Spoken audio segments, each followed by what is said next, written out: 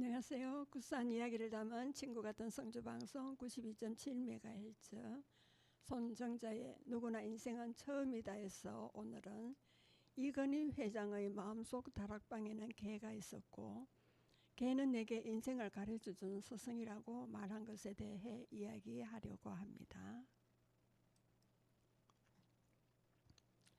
고 이건희 회장은 생전에 글을 통해 개와의 인연을 담담히 해고했습니다. 이 회장은 부잣집 아들로 태어났지만 남들과는 다른 생활 때문에 어렸을 적 겪었던 외로움과 이 외로움을 이겨내기 위해 자신만의 다락방을 만들어 영화, 개, 골프에 심취했다고 고백합니다. 그가 처음 키운 강아지는 부친 화암 이병철 회장이 준 선물이었답니다. 대한민국 최고 재벌이었음에도 유학 간 아들에게 용돈을 제대로 주지 않을 정도로 엄격했던 호암은 혼자 타지에서 외로워할 아들을 위해 새끼 강아지를 선물했습니다. 이건희 회장은 그렇게 우연히 품에 들어온 개와 소통하며 많은 것을 배웠다고 말하고 있습니다. 남에게 마음을 다하면 나도 그 마음을 얻을 수 있다는 진심의 힘을 개를 키우며 배웠다면서 그런 점에서 스승이라고까지 말하고 있습니다. 나만의 다락방은 사람들은 대부분 마음속에 작은 다락방을 갖고 있습니다. 뭔가 생각할 게 있을 때 사람들은 자기만의 다락방을 찾습니다. 부모님에게 꾸중을 들은 뒤 숨어 들던 어린 시절의 다락방을 생각해 보세요. 마음의 다락방도 그와 같습니다. 그곳을 가만히 들여다보면 한동안 잊고 있던 자잘한 기억들이 뽀얀 먼지를 뒤집어 쓴 채 쌓여 있습니다. 다른 사람들 눈에는 아무짝에도 쓸모없어 보이는 것들일 수도 있습니다. 낡은 딱지 몇 장, 여기저기 잠금이 가버린 유리구슬, 부서져 못쓰게 된 장난감. 아무리 사소한 것일지라도 비밀스러운 다락방에 쌓인 것들은 사람의 성장에 무시할 수 없는 영향을 끼칩니다. 우리는 다락방과 그것이 보여주는 세계에 탐닉함으로써 즐거움이라는 것을 배우는 동시에 세상을 배우고 세상으로 나가는 길을 발견합니다. 고 이건희 회장은 어린 시절의 내 다락방에는 영화가 있었고 그리고 개가 있었습니다. 나는 영화와 개를 친구로 받아들임으로써 세상과의 소통을 배우고 사랑을 배웠으며 살아가는 즐거움을 느끼게 되었습니다. 내가 태어났을 때 부모님은 사업을 한창 키워가느라 바쁘셨습니다. 그래서 젖을 뗄 무렵 경남 어령의 할머니 댁으로 보내졌습니다. 해방 직후 부모님 곁으로 돌아왔지만 오랫동안 할머니 품에서 자란 탓에 어머니를 보고 누구냐고 물어보았을 정도였답니다. 초등학교에 입학한 후에도 친구를 제대로 사귀기 어려웠습니다. 성격이 유빌라스가 아니라 선친의 사업체가 서울로 옮겨지거나 전쟁이 터지거나 하는 등의 일로 자주 전학을 다닌 탓이었습니다. 일찍부터 선진국의 문물을 배워야 한다는 선친의 뜻에 따라 일본 유학생활을 시작한 것은 초등학교 5학년 때였습니다. 일본 아이들은 걸핏하면 나를 조센징이라 놀려댔습니다. 다시 서울로 돌아와 중학교에 입학했을 때는 서툰 우리말 발음과 무의식적으로 익혀진 일본식 태도 때문에 일본놈이라는 놀림을 받아야 했습니다. 어디에서나 혼자였던 나는 사람들과 어울려 노는 대신 보고 듣고 느낀 모든 것들을 나만의 다락방으로 나르기 시작했습니다. 내가 본격적으로 내 마음의 다락방에 쌓아가기 시작한 것은 영화였습니다. 지금도 영화를 좋아하지만 그 시절에는 틈만 나면 영화관으로 달려갔습니다. 왜 그렇게 영화에 탐닉하게 되었는지 잘 모르겠습니다. 아마 극장 안의 어둡고 쓸쓸한 분위기, 스크린으로 쏟아지는 하얀 빛덩이가 만들어내는 꿈같은 화면이 나의 정서와 잘 맞아떨어졌을 것입니다. 또 하나 달리 시간을 보낼 방법이 없기도 했습니다. 그때 이미 선친은 삼성을 국내 굴지의 기업으로 키워놓으셨지만 유학가 있는 아들에게 풍족한 용돈을 주지는 않으셨습니다. 내 주머니에는 여느 유학생들처럼 동전 몇 개가 달랑거릴 뿐이었습니다. 그 돈으로 시간을 보낼 만한 곳은 극장뿐이었습니다. 휴일이면 나는 값싼 조조 영화를 보기 위해 아침 일찍 집을 나섰습니다. 그러고는 마지막 상영이 끝날 때까지 점심도 저녁도 그런 채 같은 영화를 보고 또 보았습니다. 같은 영화를 몇 번씩이나 보다 보니 지겹지도 않느냐고 묻는 사람들도 있었습니다. 그러나 내게는 매번 다른 영화였습니다. 나는 여러 가지 각도로 영화를 보았습니다. 한 번은 감독의 입장에서, 그리고 또 한 번은 주연 배우의 입장에서, 또 한 번은 영화 기사의 입장에서, 그런 식으로 100여 편을 보고 나니 그 후부터는 어떤 영화든 대충 다음 스토리가 어떻게 전개되리라는 것을 알 수 있었습니다.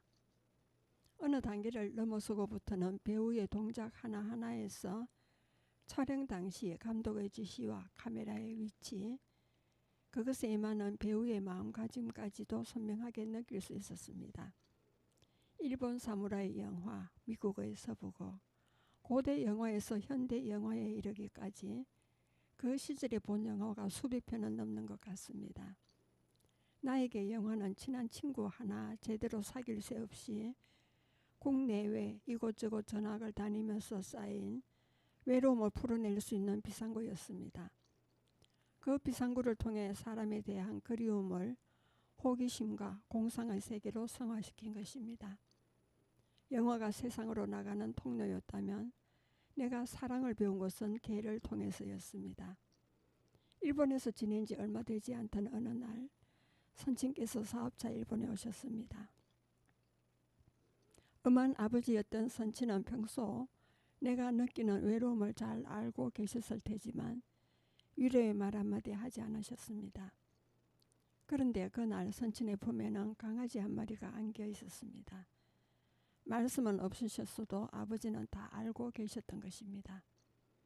그리고 가슴 아프셨던 것입니다. 난지 2달이나 되었을까 겨우 주먹만한 크기이던 녀석은 내게 온 첫날 밤 내내 울어대느라 내 잠을 빼앗아갔습니다. 그뿐만 아니라 아무데나 똥오줌을 싸대서 내 몸에서까지 냄새가 나는 듯 했습니다. 차라리 어디론가 보내버렸으면 싶었던 게 그때의 솔직한 내 마음이었습니다. 그러나 이놈은 내 것입니다. 그러니 내가 보살펴라 하시던 선친의 당부 때문에 녀석을 돌보지 않을 수 없었습니다. 대소변을 치우고 씻기고 먹이고 산보시키느라 나는 외로워할 시간도 없었습니다. 내 보살핌 속에서 무럭무럭 자라난 녀석은 어느새 내 친구가 되어 있었습니다. 학교에서 조센징이라는 놀림을 받고 시무룩해 돌아온 날이면 녀석은 어떻게 내 기분을 알아챘는지 여느 날보다 더 재롱을 떨었습니다. 그래도 내 기분이 풀리지 않으면 내 무릎에 앞팔을 놀려놓고 가만히 내 눈을 들여다보았습니다. 나에 대한 한없는 애정과 신뢰로 가득 찬 눈이었습니다. 그것은 어떤 친구로부터도 받아보지 못한 따뜻한 위로였습니다. 녀석에게서 나는 인생의 소중한 지침을 배웠습니다. 사회생활을 하면서 크게 힘들지 않았던 것도 걔라는 친구를 통해 생명 있는 것과 어떻게 관계 맺는지를 배운 덕분이었습니다. 진실한 마음을 주면 역시 진실한 마음을 얻는다는 평범한 세상사의 진리는 나를 걔를 통해 배운 것입니다. 가족이 있는 한국이 그리워 한국이라고 이름 지었던 내 인생의 첫 걔는 이미 세상을 떠난 지 오래지만 그 후로 걔는 내 평생의 동반자가 되었습니다.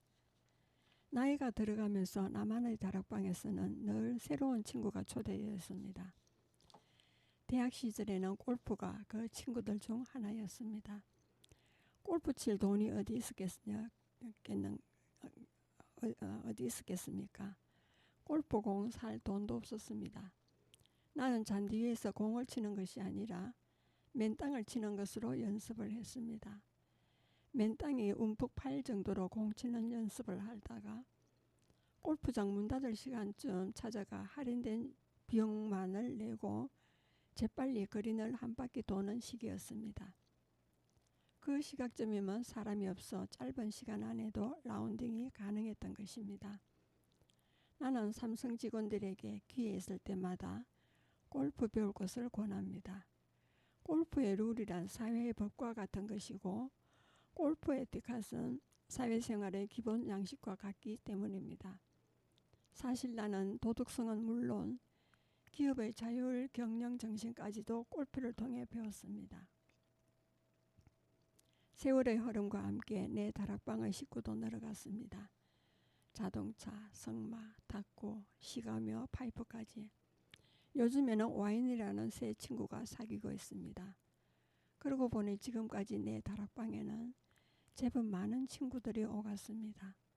그 중에는 세월의 먼지 속에 묻혀버린 것도 있지만 그 모든 것들이 나를 세상으로 이끌어내고 세상을 지혜롭게 살아가는 법을 가르쳐 주었습니다. 그러나 뭐니 해도 내 다락방의 첫 친구이자 영원한 친구는 개입니다. 개를 수십 년째 키우고 있지만 나는 아직도 그들로부터 새로운 것을 배우고 새로운 감동을 얻습니다. 개는 내 인생의 친구이자 길잡이였고 네 발 달린 스승이었습니다. 박태진 삼성화재 안내견 학교 교장과 본격적으로 안내견 이야기를 시작했습니다. 고 이건희 삼성회장은 단일 기업의 경영 혁신을 넘어 대한민국의 여러 가지 후진적 문화 시스템을 바꾸고 시민의식을 업그레이드시킨 드문 경영인입니다. 망자를 두고 뒷돈이 횡행하던 장내 문화의 개혁도 대표적 사례지만 무엇보다 반려견 문화를 정착시키고 개를 통해 장애인들의 자활 의지를 북돋은 안내견 사업은 여러 가지로 의미가 있습니다. 사람과 동물은 심적 대화가 가능하다입니다. 안내견 사업은 어떻게 시작됐고 32년 동안이나 지속적인 성장이 가능한 비결은 무엇이었을까요? 이번에는 개를 매개로 사회적 약자를 돕고 반려견 문화를 확산시키고 싶어 했던 고인의 이야기를 소개하려 합니다. 생전에 이건희 회장이 개를 좋아했다는 것은 많이 알려진 사실입니다. 고인은 자신의 경영 철학을 생생하게 담아져서 생각 좀 하며 세상을 보자 해도 특별히 별도 제목을 달아 개에 대한 자전적 체험을 전하고 있습니다. 그가 어떻게 개와 인연을 맺었고 단순히 취미를 넘어서 한국 땅에 제대로 된 반려견 문화를 심기 위해 어떤 고민을 했는지가 군더더기 없는 언어로 담겨 있습니다. 초등학교 시절을 일본에서 보내고 돌아왔지만 당시 팽배했던 반일 감정 때문에 외톨이가 됐다는 고백이나 그 과정에서 개와 정을 나누며 동물과도 심적 대화가 가능하다는 것을 경험했다는 것, 그리고 이를 통해 자연스럽게 타인을 생각하는 습관을 갖게 됐다는 말이 가슴에 와닿습니다. 생전에 남들 앞에 나서서 자랑하거나 공지사하는 것을 유난히 싫어한 이 회장이었습니다. 그러나 이 그레스만큼은 다릅니다. 진돗개의 원산지가 한국이라는 것을 알리기 위해 동분서주했으며 88 올림픽 때 보신탕을 먹는 야만국이라는 한국의 이미지를 개선하기 위해 많은 노력을 기울였다는 내용이 담겨 있습니다. 당신 자신이 스스로 느끼기에도 뿌듯한 일이었다는 회고였습니다.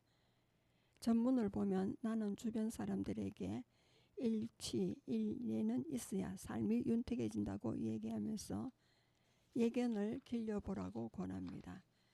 사실 젊은 시절 정력적으로 일하던 사람은 은퇴한 다음에 정신적 허탈감에 빠지는 것은 은퇴 후에 즐길 수 있는 자기만의 세계가 없기 때문입니다. 8월 26일은 삼성화재가 운영하는 시각장애인 안내견을 양성하고 교육하는 안내견 학교가 개교 32주년을 맞는 날이었습니다.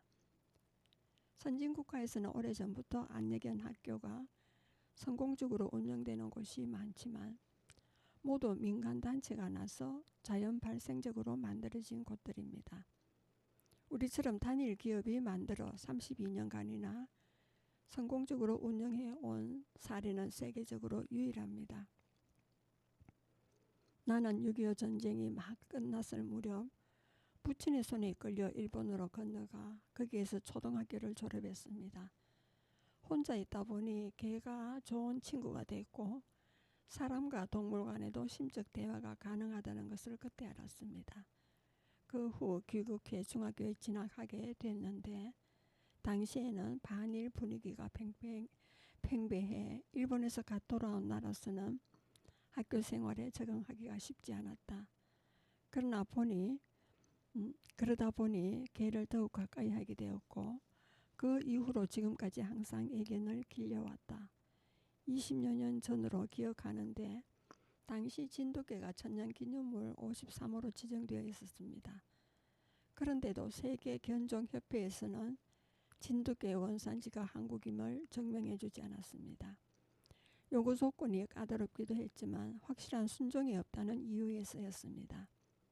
그 사실을 알고는 곧바로 진도에 가서 사흘을 머물며 장터에도 가고 또 순종이 있다는 이 집 저 집을 찾아 30여 마리를 사왔습니다. 그리고 사육사와 함께 연구하고 외국의 전문가를 수소문해와 조언을 받아가면서 순종을 만들어내려고 했었습니다. 처음 들여온 30마리가 150마리가 됐을 무렵 순종 한 쌍이 태어났고 마침내 1979년에 세계견종협회에 진돗개를 데리고 가서 한국이 원산지라는 사실을 등록할 수 있었습니다. 나는 아무리 취미생활이라도 즐기는 데 그치지 않고 그것을 깊이 연구해서 자기의 특기로 만든 것이 좋다고 생각합니다. 거기에 취미를 통해서 남을 도와줄 수 있다면 더욱 좋은 일일 것입니다. 지금 아이들을 보면 보호받는 데만 익숙해 있지 남을 보호하거나 남에게 베풀 줄을 모르는 것 같습니다. 그래서 나는 어린이들이 애견을 돌보며 동물과 교류했으면 하는 생각입니다. 동물을 키우다 보면 본능적으로 동물의 심리를 읽어야 하기 때문에 남을 생각하는 습관이 저절로 몸에 뱄니다. 또 어미로부터 새끼를 받아 키우는 과정에서 생명의 소중함을 몸으로 느끼게 됩니다. 어린이날에 몇만 원씩 한다는 외제 장난감을 사주는 것보다 강아지 한 마리, 새 한 쌍을 선물하면 어떨까 합니다. 여러분은 지금 성주 FM 92.7MHz에서 손정자의 누구나 인생은 처음이다를 듣고 계십니다. 잠시 쉬었다 가겠습니다. 임영웅의 내 마음 별과 같이가 되겠습니다.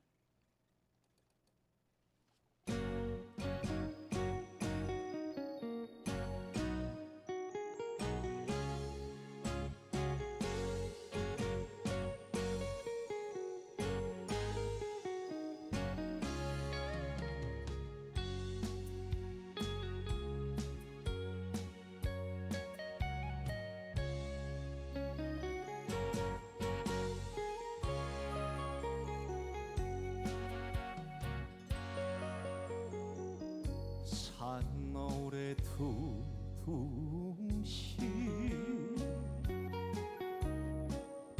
홀로 가는 저 구름아 너는 알리라 내 마음을 부평초 같은 마음을 한 송이 푸른 꽃을 피우기 위해 떠도는 유랑별처럼 내 마음 별과 같이 저 하늘 별이 되어 영원히 빛나리.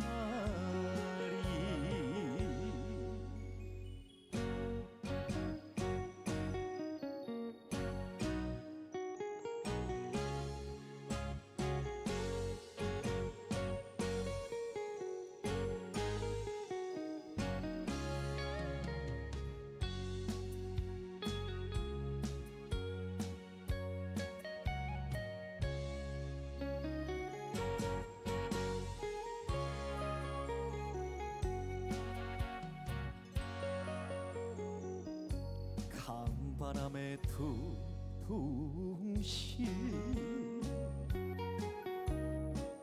길을 잃은 저 구름아 너는 알리라 내 갈 길을 나그네 떠나갈 길을 찬란한 젊은 꿈을 피우기 위해 떠도는 몸이라지만 내 마음 별과 같이 저 하늘 별이 되어 영원히 빛나리.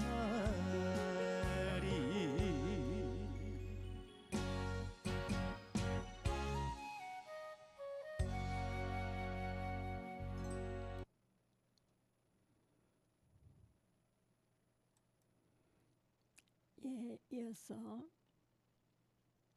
서울 올림픽을 앞두고 유럽 언론들이 한국은 개를 잡아먹는 야만국으로 소개한 적이 있었습니다. 그 보도가 나간 후 영국 동물보호협회가 대규모 항의 시위를 계획하고 있다는 소식이 들렸습니다.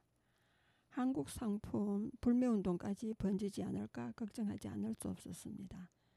고민 끝에 그 동물보호협회 회원들을 서울로 초청했습니다. 그리고 우리 집에서 개를 기르는 모습을 직접 보여주고 애견연구센터, 맹도견 학교 등에 데리고 가 우리나라의 애견 문화 수준이 녹록지 않음을 보여주었습니다. 그래서인지 다행히 시위 계획이 취소되었고 더 이상의 항의도 없었습니다.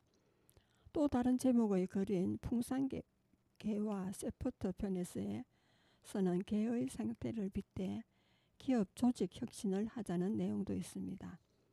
글의 일부를 옮겨보면 언젠가 동물들의 싸움이라는 비디오를 본 적이 있다.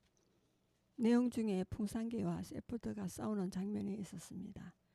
풍산개는 북한의 토종개이고 세포트는 외국산 개인데 덩치로 따지면 풍산개는 세포트의 절반밖에 안 될 만큼 왜소합니다.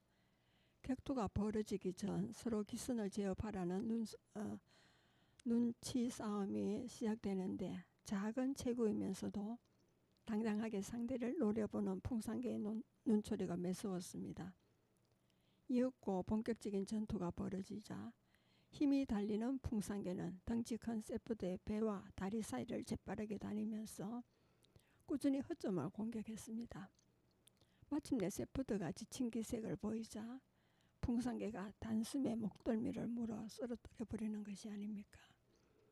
그 장면을 보면 나는 덩치가 크다고 해서 반드시 이기는 것이 아니라는 사실을 다시 한번 깨달았습니다. 이 회장은 그러면서 군살이 많으면 격투에서 불리하듯 기업 간의 경쟁도 몸집이 크다고 이길 수 있는 게 아니다. 승패는 몸집의 크고 작음이 아니라 주변 환경의 변화에 얼마나 빠르게 적응할 수 있도록 단련되어 있는가에 따라서 좌우된다고 말합니다. 조직의 규모가 권위를 상징하던 때가 있었습니다. 많은 경영자들이 몸불리기 경쟁에 나섰던 것도 바로 그런 이유에서였습니다. 아무리 큰 호수라도 고여있기만 하면 썩게 마련이고 하찮은 물줄기라도 흐르는 시냇물은 썩지 않습니다. 물이 흐르는 것은 수많은 작은 물방울을 만들고 그 물방울이 대기 중의 산소와 접촉함으로써 늘 살아있기 때문입니다. 조직도 마찬가지입니다. 필요 이상으로 큰 조직은 마치 고여있는 호수처럼 신선한 산소와 접촉하지 못해 마침내 썩게 됩니다. 조직을 가능한 한 작게 유지해야 하는 이유를 여기에서 찾을 수 있습니다. 계층과 부스가 필요 이상으로 많고 규정과 절차가 지나치게 복잡한 조직은 유연성과 활력이 부족해 상하 좌우로 만성적인 의사소통 장애를 겪게 됩니다. 이러한 조직은 변화하는 환경에 적응하지도 못하고 고객들의 다양한 요구에 대응하는 속도도 느려 결국은 경쟁에서 처질 수밖에 없습니다. 그러나 상대적으로 작은 적정 규모의 조직에서는 각자가 일을 자신의 것으로 여기게 되고 종업원 간에도 기동성을 높일 수 있습니다. 항공기를 만드는 록히드 마틴의 경영진은 회사 내에서 5명으로 구성된 일명 스컹크 팀이 아주 중요한 프로젝트를 단기간에 성공적으로 수행해내는 것을 보고 깜짝 놀랐다고 합니다.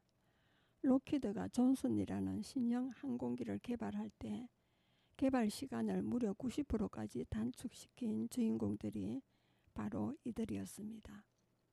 거대한 대기업도 내부에 뛰어난 기동성을 가진 소규모 조직을 공존시킴으로써 기업 전체의 기동에 스피드를 얻는 것, 이것이 바로 초인류 기업의 저력이 아닌가 싶다고 했습니다. 신경영 선언 석 달 뒤 문을 연 안내견 학교입니다. 삼성화재 안내견 학교는 경기 용인 에버랜드 주차장 건너편에 자리하고 있습니다. 숲속 한가운데 자리한 나지막한 건물들이 마치 유럽의 어느 작은 마을에 온 것 같은 느낌이 들게 했습니다. 젖도 못된 강아지들은 어엿하고 듬직한 안내견이 되기까지 이곳에서 훈련사, 수의사들과 동고동락하며 교감을 나눕니다. 강아지 훈련학교이지만 어디서도 강아지가 짖는 소리가 들리지 않아 신기했습니다. 박태진 교장이 기자를 반갑게 맞았습니다. 안내견 중 가장 높은 비중을 차지하는 종인 리트리브의 천진난만한 표정을 닮은 푸근하고 넉넉한 인상이었습니다. 직원들이 일하는 사무실에 들었으니 모두 옆에 강아지들이 있었습니다. 집에서 키우는 강아지가 있다면 함께 출근이 가능하다고 합니다. 낯선 사람들이 와도 꼬리만 흔들 뿐 짖는 강아지는 없었습니다. 박 교장은 이곳에서 32년째 일하고 있다고 했으니 학교가 처음 만들어질 때부터 함께한 원년 멤버입니다. 어떻게 인연이 됐는지 궁금했습니다. 대학 전공이 소유학과였는데 어느 날 지하철 안에서 우연히 시각장애인과 함께 앉아있는 안내견을 봤습니다. 1997년으로 기억하는데 나중에 알게 된 것이지만 그때만 해도 우리나라 안내견이 10마리가 채 안 된 시절이었어요. 수의학 전공 학생이긴 했지만 그렇게 덩치 큰 개가 지하철을 탈 수 있다는 것도 처음 봤고 견종이 리트리브라는 것도 처음 알았습니다. 개가 입은 노란 조끼에 맹인 안내견, 지금은 시각장애인 안내견이란 글씨가 써있어 정체를 알게 됐지요. 함께 있던 분은 맹인용 선글라스를 쓰고 멋진 정장을 입은 신사였습니다. 궁금한 것이 많았는데 수집어서 용기를 내지 못하고 있다가 저보다 한 정거장 앞서 내리는 그분을 따라 내렸습니다. 시각장애인이 안내견을 따라 너무나 자연스럽게 계단을 올라가고 인도로 걸어가는 모습이 감동적이었습니다. 졸업 후 다른 직장에 다니다가 안내견 학교 채용 공고가 나서 지원했습니다. 2000년 입사인데 훈련사로 본격적으로 일한 건 2002년부터입니다. 학교가 만들어진 배경이 궁금합니다. 88 서울올림픽 때 보신탕 먹는 한국에서 올림픽이 열리는 것을 반대하는 영국 동물보호단체들이 데모도 하고 유럽 언론에 이슈화했다는 것은 다들 알고 계시잖아요. 회장님이 이 사람들을 초대해 한국에도 애견 문화가 있다는 걸 보여줘 논란은 잦아들었습니다. 하지만 보신탕 문화는 쉽게 사라지지 않다 보니 유럽 내 동물보호단체들의 반한 분위기는 쉽게 가라앉지 않았습니다. 이 대목에서 그는 파워포인트 화면에서 만평 하나를 띄워 보여줬습니다.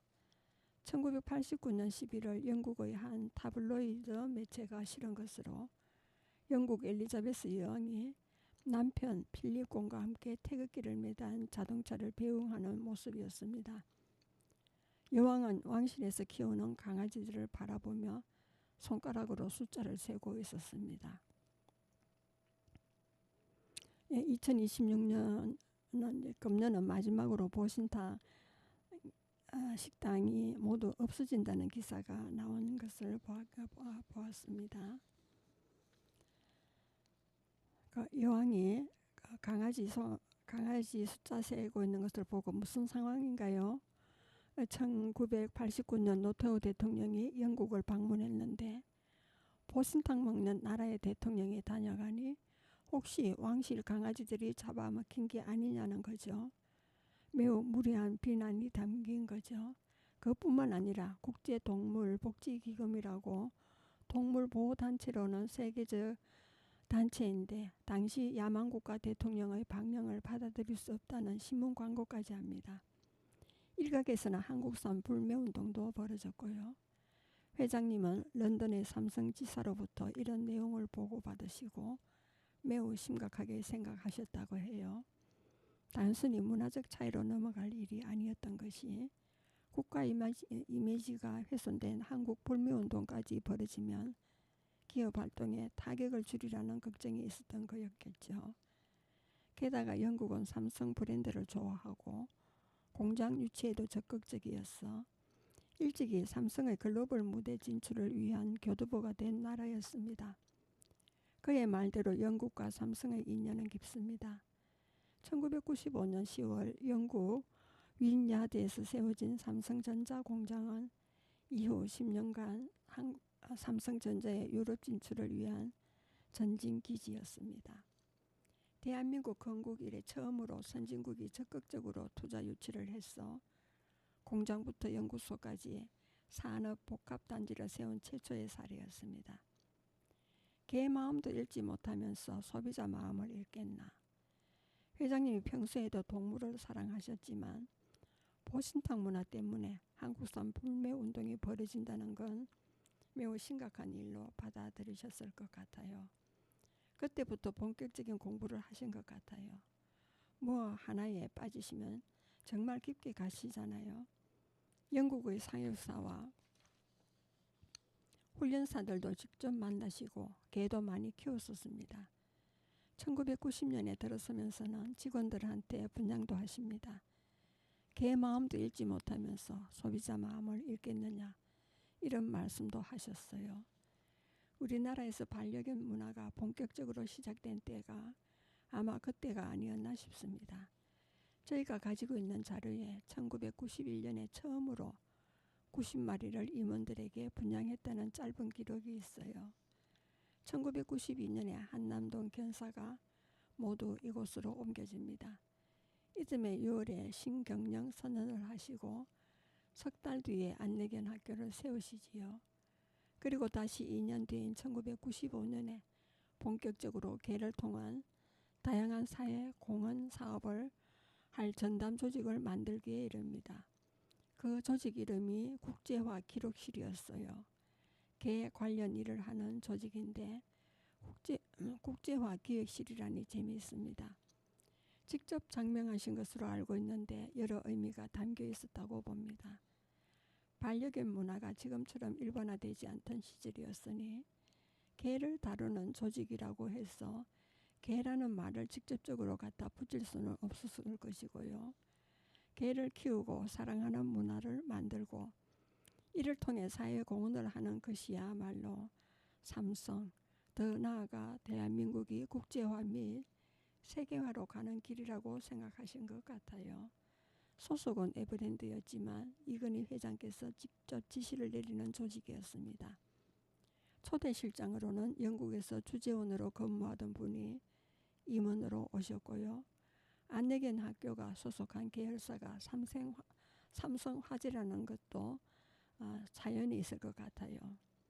국제화 기획실이 처음 출범했을 때는 지금하고는 시각장애인 안내견뿐 아니라 청각장애인 도우미견을 비롯해 구조견, 탐지견, 치료견까지 정말 다양한 사업을 했어요. 각각의 사업마다 재원이 필요한데 사업 내용에 맞는 계열사가 후원하는 형식으로 출발했습니다.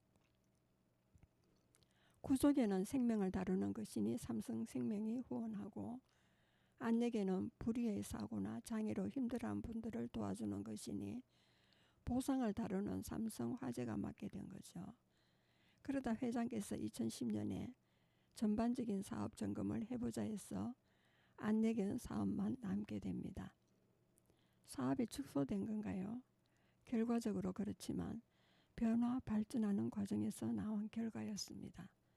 사업 아이템들을 정부나 다른 기관들도 하게 되면서 굳이 저희까지 나서지 않아도 된 거죠. 대표적으로 인명구조견 사업의 경우 현재 소방방재청이 전담하고 있습니다. 처음에는 저희가 직접 독일에서 셰퍼들을 사와서 교육해 양성하고 소방관 교육까지 했는데 이후 소방방재청이 맡게 됩니다. 저희가 방재청의 모든 계를 기증하고 이곳에서 일하던 직원까지 일부 이직하는 식으로 정리가 됐습니다. 치료건도 나중에 병원이나 다른 민간기관들이 뛰어들면서 굳이 저희까지 나설 필요가 없게 돼 시각장애인 안내견 사업에만 집중하게 된 겁니다. 구조견 사업이 삼성에서 시작됐다는 것도 처음 듣네요.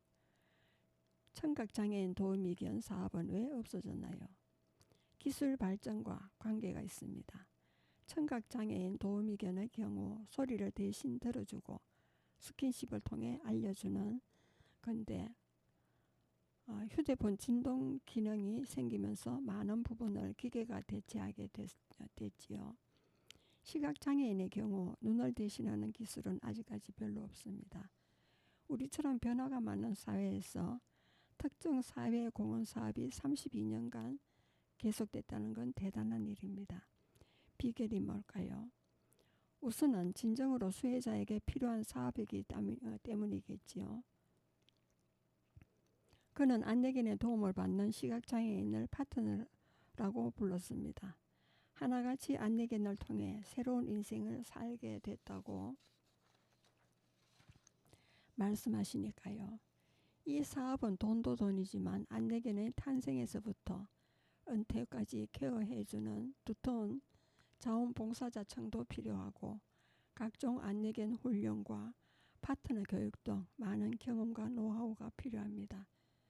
요즘은 기업마다 ESG 경영이 화두였어 각종 사회 공헌 사업으로 프로젝트를 발굴하는 것도 경쟁인 시대인데 안내견 사업은 오랜 경험과 노하우가 필요해서 한마디로 진입 장벽이 높다고 할 수 있습니다.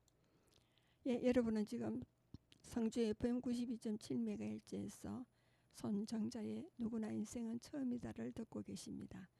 잠시 쉬었다 가겠습니다. 여행을 대신해 드립니다. OST 아일랜드의 어디라도 너와가 되겠습니다.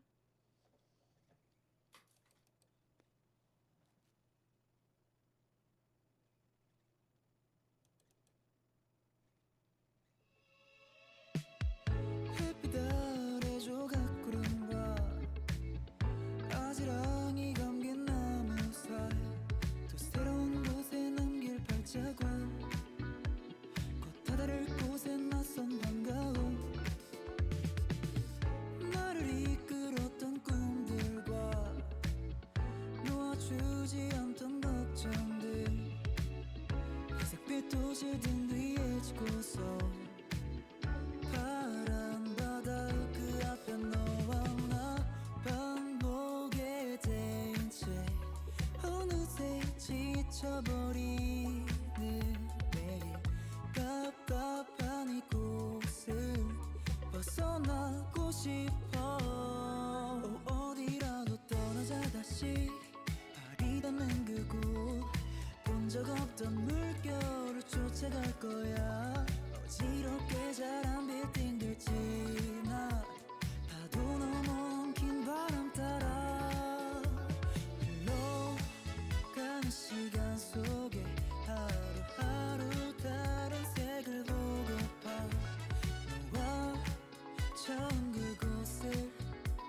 눈에 담았던 날처럼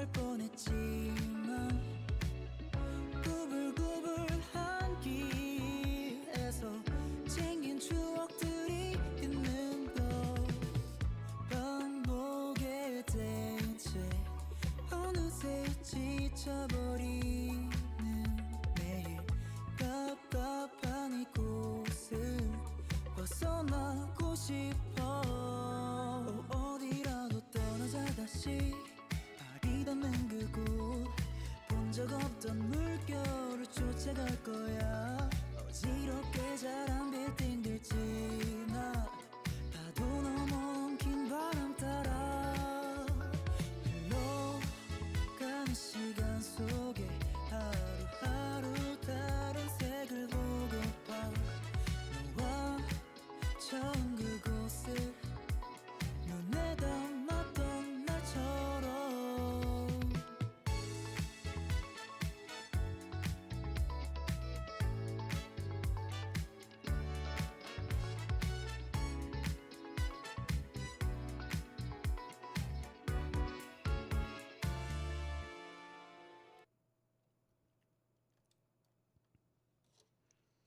예, 계속하겠습니다. 이 회장이 안내견 사업을 시작한 이유에 대해서입니다.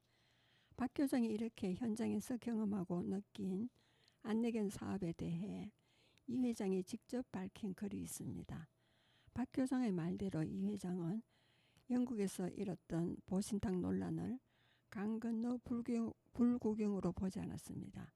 직접 런던 지사에 연락해 동물보호단체를 찾아가 한국의 애견 문화를 알리라고까지 지시합니다. 그리고 당시 경험을 통해 개를 아끼고 사랑하는 서구인들의 마음과 문화를 이해하는 것이 중요하다는 깨달음을 얻었다면서 이걸 애견 사업으로까지 확대시킨 배경으로 설명하고 있습니다. 당장 눈앞의 이익만 생각하는 삼류 사업가였다면 이 일에 뛰어들지 않았을 것이라는 말도 의미심장하게 다가옵니다. 그의 육성입니다.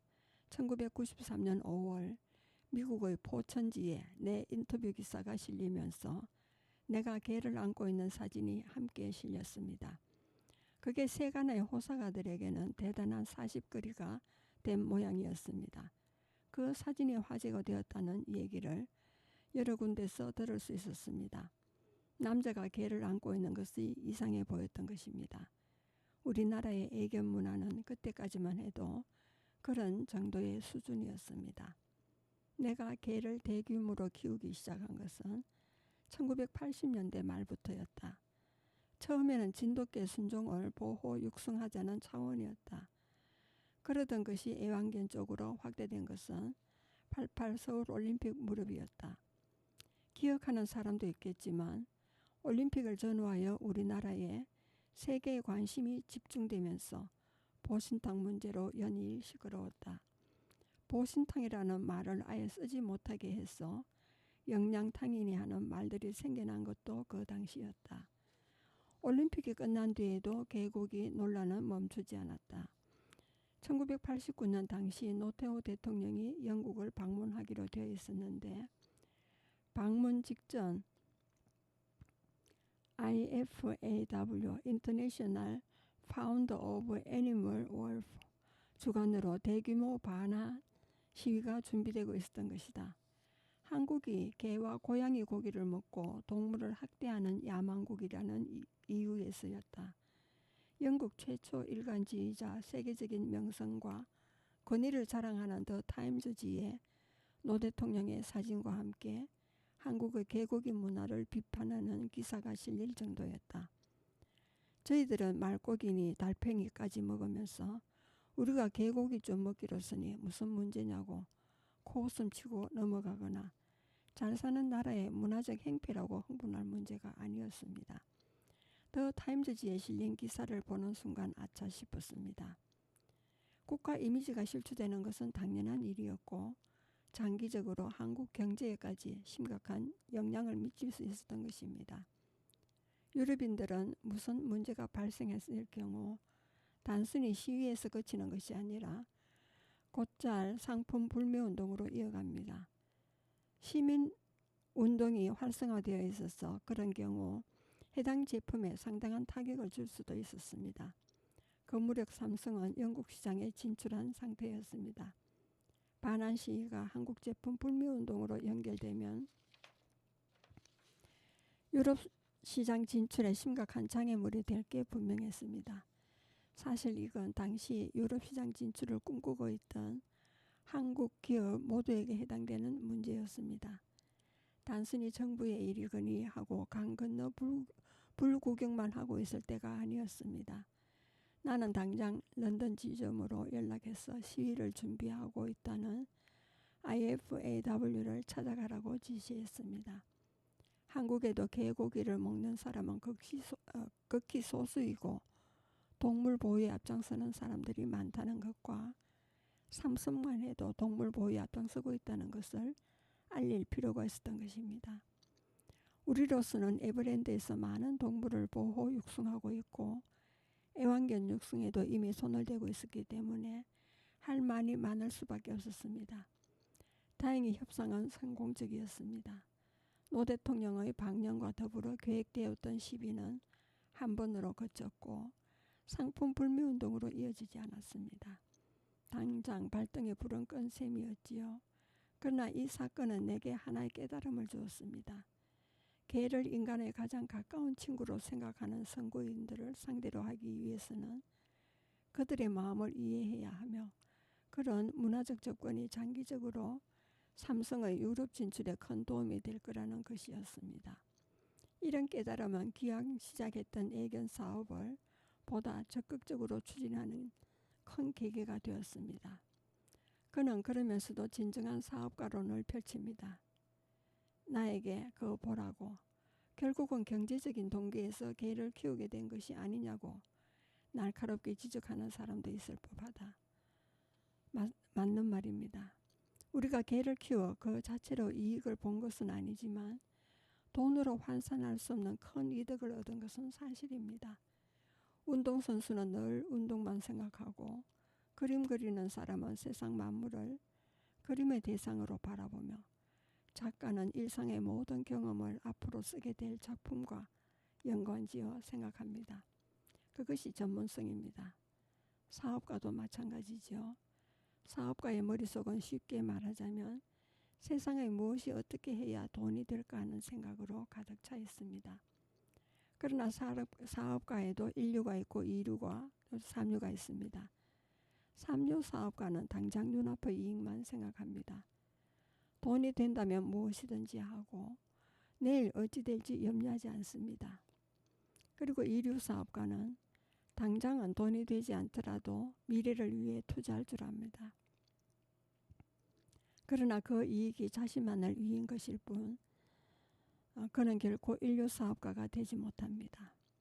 1류 사업가는 미래를 위해 과감하게 투자하되 그로 인한 결과가 자신만의 이익 창출로 그치지 않습니다. 그들은 자신의 이익만이 아니라 사회적 이익, 사회적 부의 창출을 동시에 도모할 줄 압니다. 내가 애견 사업을 시작한 것은 무엇보다 개를 좋아했기 때문에 가능했지만 그것을 사업으로까지 확대시킨 것은 여러 가지 측면에서 긍정적인 효과를 얻을 수 있다고 판단했기 때문이었습니다.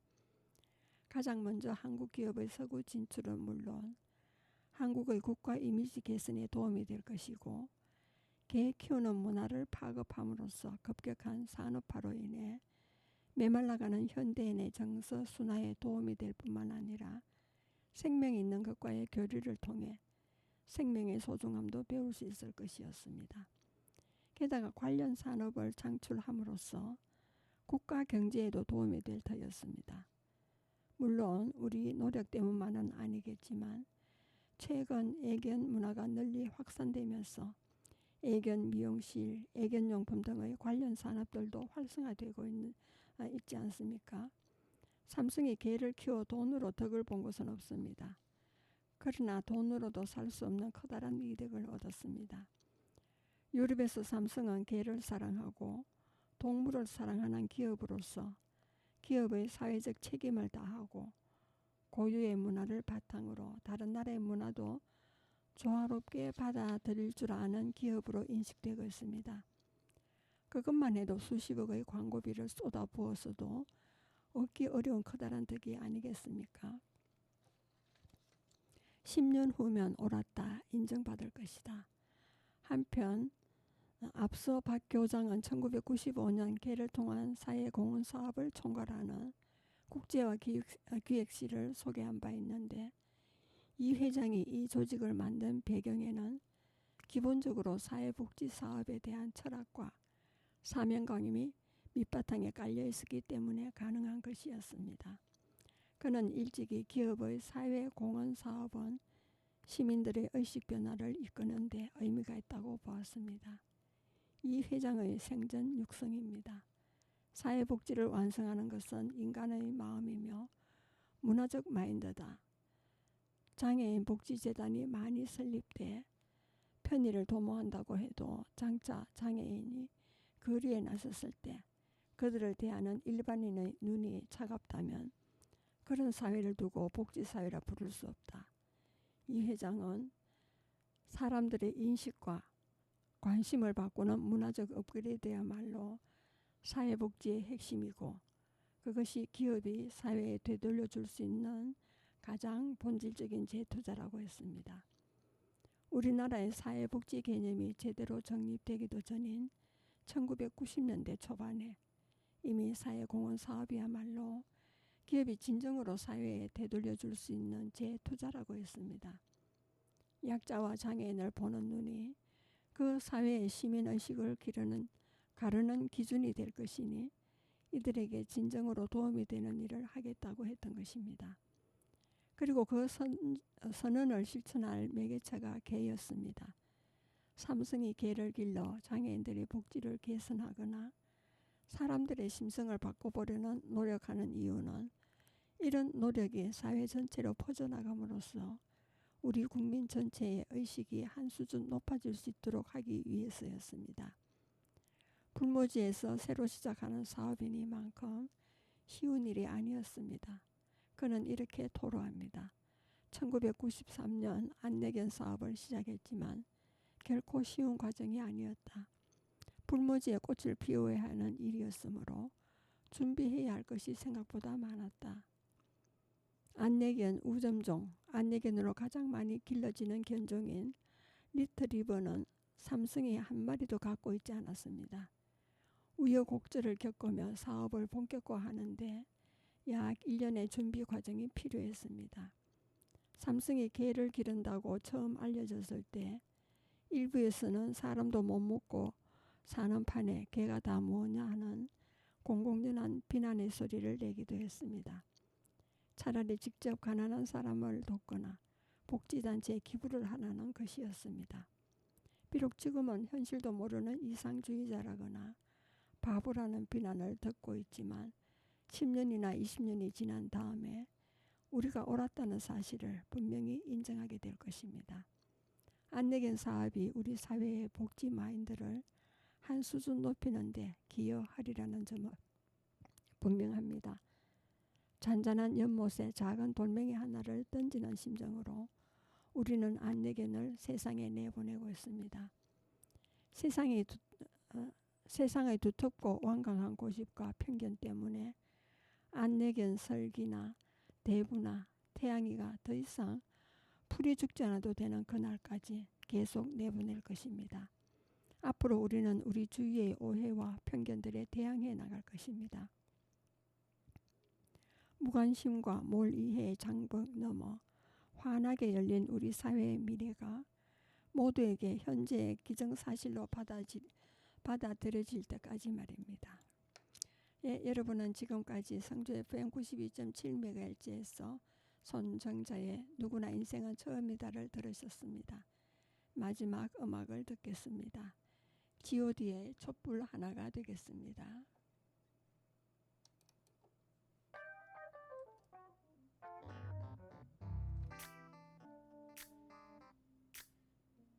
세상엔 우리들보다 가지지 못한 어려운 친구들이 많습니다.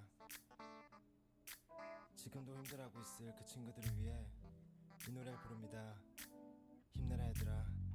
왜 이렇게 사는 게 힘들기만 한지 누가 인생이 아름답다고 말한 건지 태어났을 때부터 삶이 내게 준 건 끝없이 이겨내야 했던 고난들 뿐인 건 그럴 때마다 나는 거울 속에 나에게 물어봤지 뭘 잘못했지 도대체 내가 뭘 잘못했길래 내게만 이래 달라질 것 같지 않아 내일 또 모레 하지만 그러면 안돼 주저앉으면 안돼 세상이 주는 대로 그저 주어진 대로 이렇게 불공평한 세상이 주는 대로 그저 받기만 하면 모든 것은 그대로 싸울 텐가 포기할 텐가 주어진 운명에 굴복하고 말 텐가 세상 앞에 고개 숙이지 마라 기죽지 마라 그리고 우릴 봐라 쉬고 힘들 땐 내게 기대 언제나 네 곁에 서 있을게 혼자라는 생각이 들지 않게 내가 너의 손 잡아줄게 너무 어두워 길이 보이지 않아 내게 있는 건 성냥 하나와 촛불 하나 이 작은 촛불 하나 가지고 뭐 하나 촛불 하나 킨다고 어둠이 달아나나 저 멀리 보이는 화려한 불빛 어둠 속에서 발버둥치는 나이 몸짓 불빛을 향해서 저 빛을 향해서 날고 싶어도 날 수 없는 나의 날개짓 하지만 그렇지 않나 작은 촛불 하나 켜보면 달라지는 게 너무나도 많아 아무것도 없다고 믿었던 내 주위에 또 다른 초 하나가 놓여져 있었기에 불을 밝히는 촛불이 두 개가 되고 그 불빛으로 다른 초를 쫓아고 세 개가 되고 네 개가 되고 어둠은 사라져가고 쉬고 힘들 땐 내게 기대 언제나 네 곁에 서 있을게 혼자라는 생각이 들지 않게 내가 너의 손 잡아줄게 기억하니 아낌없이 마침내 우리는 해냈어 그것만은 나의 어른적 얘기였어 사실이었어 참 힘들었어 하지만 거기서 난 포기하지 않았어 꿈을 잃지 않고 용기를 잃지 않고 계속 노력하다 보니 결국 여기까지 왔고 이제 너들에게 말을 해주고 싶어 너도 할 수 있어 내게 기대 언제나 네 곁에 서 있을게 혼자라는 생각 들지 않게 내가 너의 손 잡아줄게 내게 언제나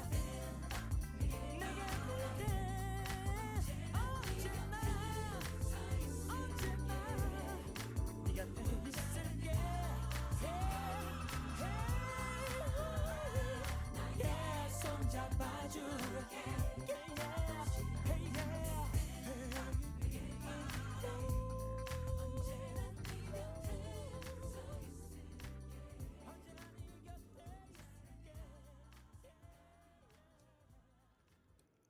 예, 이어서 주현미의 추억으로 가는 당신이 되겠습니다.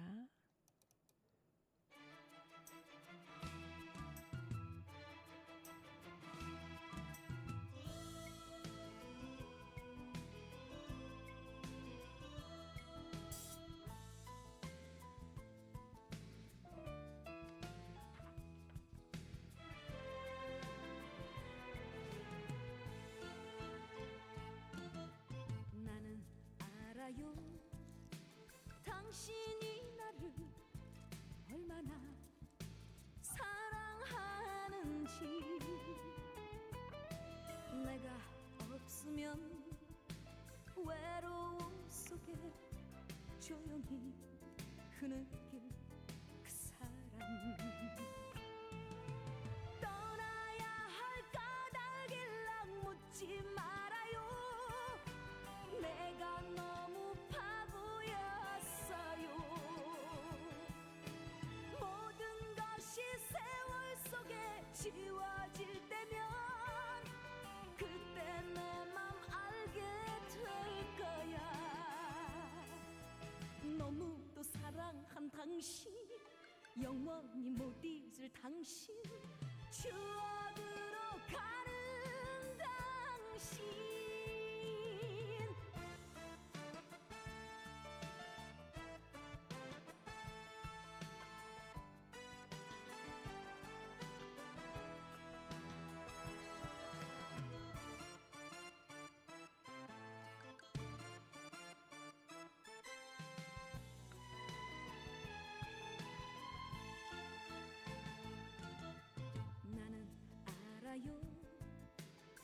당신을 떠난 그날이 내게 온 것을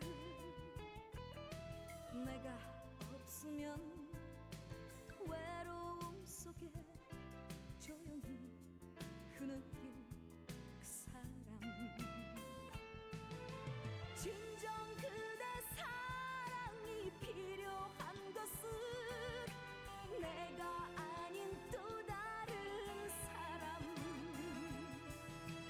모든 것이 눈물 속에 지워질 때면 그때 내 맘 알게 될 거야 너무도 사랑한 당신 영원히 못 잊을 당신 추억으로 가